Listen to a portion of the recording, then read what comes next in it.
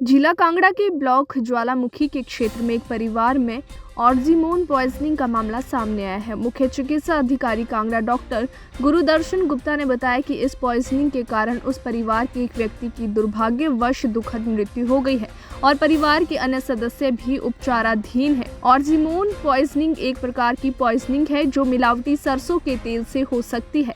प्रारंभिक जांच में ये पाया गया उन लोगों ने अगस्त माह में स्थानीय दुकानदार से सरसों खरीदी थी और स्थानीय मिल में सरसों का तेल निकलवाया था और वे लोग उस सरसों के तेल का उपयोग कर रहे थे। इस तेल के इस्तेमाल के बाद उनको दस्त, उल्टियां और शरीर के अंगों में सूजन और टांगों में लालगी आ गई।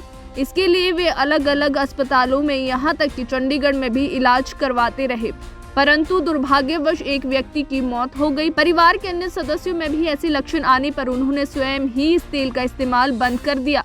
जब ये मामला स्वास्थ्य विभाग के ध्यान में आया तो उन्होंने जिला प्रशासन की मदद से एक टीम का गठन किया जिसने अपनी जांच शुरू कर दी है और इस तेल के सैंपल को प्रयोगशाला में जांच के लिए भी भेज दिया गया है। इसी पर डॉक्टर गुरदर्शन गुप्ता का क्या कुछ कहना है, आइए सुनते हैं। कल हमारे ध्यान में एक प्राइवेट क्लिनिक है कांगड़ा के आसपास, वहाँ से एक दो केसेस रिपोर्ट हुए जिसमें आर्जीमोन पॉइजनिंग पाई गई।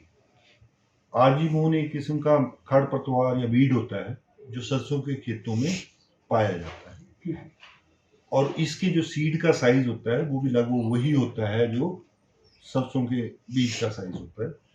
सिर्फ फर्क इतना होता है कि जो सरसों के बीज हैं वो ब्राउन कलर के होते हैं, जो आर्जीमोन बीड्स जो हैं वो जो सीड्स हैं वो ब्लैक कलर के होते हैं।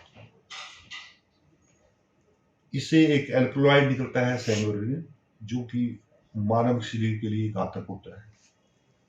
इस पर्टिकुलर मामले की जब हमारे संज्ञान में आया तो मैंने माननीय जिलाधीश महोदय के साथ बात करके हमने एक टीम का गठन किया जिसमें लोकल बीएमओ जो फूड सेफ्टी ऑफिसर हैं वो और उस क्षेत्र के जो एसएचओ हैं उनकी टीम, उन्होंने वहाँ पे और पर्सनली मैंने भी उस परिवार की जो बहू थी उससे बात की।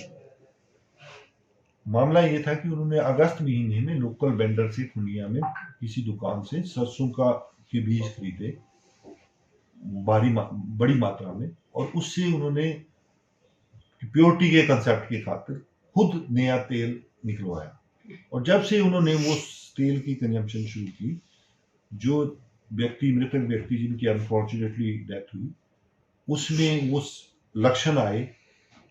लक्षण प्राइमरीली होते हैं कि डायरिया, वॉमिटिंग, टांगों में सूजन और लालपन, सांस लेने में दिक्कत। और वो 2-3 प्राइवेट हॉस्पिटल्स में उस बुजुर्ग ने पहले भी दिखाया जो उसको नहीं डायग्नोज कर पाए। अल्टीमेटली जो उसके बेटा और बहू जो अमृतसर में रहते थे उनको बुलाया गया और उस बुजुर्ग को लेकर के चंडीगढ़ चले गए। वहाँ पे भी वो उसको जो है वो नहीं उपचार हो पाया और अनफॉर्चुनेटली उसकी डेथ हो गई। तो जब परिवार के बाकी सदस्य उसकी वो कंज्यूम कर रहे थे तो जो उनकी बहू है जिससे मेरी बात हुई उसने खुद ही लगा कि कुछ जो हमारे खाने में कुछ गड़बड़ है और उसने उस तेल का उपयोग बंद कर दिया स्वयं ही। तो जब वो डॉक्टर के द्वारा उसको प्राइवेट क्लिनिक में बताया गया और उसने कहा कि हो सकता है जो आप कह रहे हैं ठीक है, और जब उन्होंने अपने उस तेल को टेस्ट किया तो उसमें आर्जीमोन पाया गया। और क्योंकि जो पॉइजनिंग होती है इसमें ऐसा होता है कि जैसे ही उसको डिसकंटिन्यू कर देंगे तो आपके सिम्टम्स धीरे धीरे करना इम्प्रूव करते हैं। उन दोनों व्यक्तियों की जो परिवार के अन्य सदस्य हैं उनकी स्वास्थ्य स्थिर है।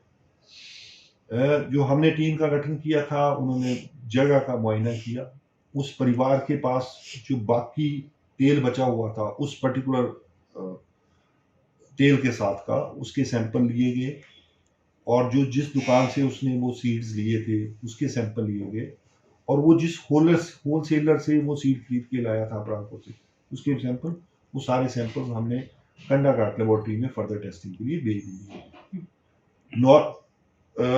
इस बारे में मेरा दर्शकों से अनुरोध रहेगा कि जो खाने का तेल है, जो सरसों का तेल है, it is known in the literature कि ऐसी संभावना बनी रहती है। पर जो भी मैन्युफैक्चरर हैं, जो कमर्शियली मार्केट सरसों का तेल होता है, उसमें उनको एक सर्टिफिकेट लगाना पड़ता है कि हमने टेस्ट करके पा लिया कि इसमें आर्जिमोन नहीं है, तो उसकी कंजप्शन में कोई इशू नहीं है। अगर किसी ने, हमें नहीं पता कि ऐसा कोई प्रयोग किसी और परिवार ने किया, अगर किसी, हमारी अपील ये रहेगी कि अगर किसी ने ऐसी सरसों, चाहे वो होम ग्रोन है या बाजार से लेके उन्होंने अपने ऐसा तेल खुद बनवा के उसका उपयोग कर रहे हैं और उनको ऐसे कोई लक्षण आते हैं, तो इमीडिएटली वो हमारे स्वास्थ्य कर्मियों को संपर्क करें, और अगर ऐसे सिम्टम आते हैं तो इमीडिएट इफेक्ट से उस तेल का उपयोग बंद कर। हमारा मकसद आम जनता को सजग करना है, डरने की आवश्यकता नहीं है, बस सावधान रहने की आवश्यकता है। और जो कुछ बेचारे उस परिवार को सामना, वो अनफॉर्चुनेट था, किसी की गलती नहीं ठहराई जा सकती। It is a known disease, known to occur, और लिटरेचर में भी इसको एपिडेमिक ड्रॉप्सी नाम से जाना जाता है। जो लीगली जो भी कार्रवाई की जानी है वो प्रशासन द्वारा, विभाग द्वारा की जा रही है, और हमें आशा है कि जो हमने सैंपल भेजे हैं विद इन दिस वीक हमें उसके डेफिनेट रिजल्ट भी मिल जाएंगे।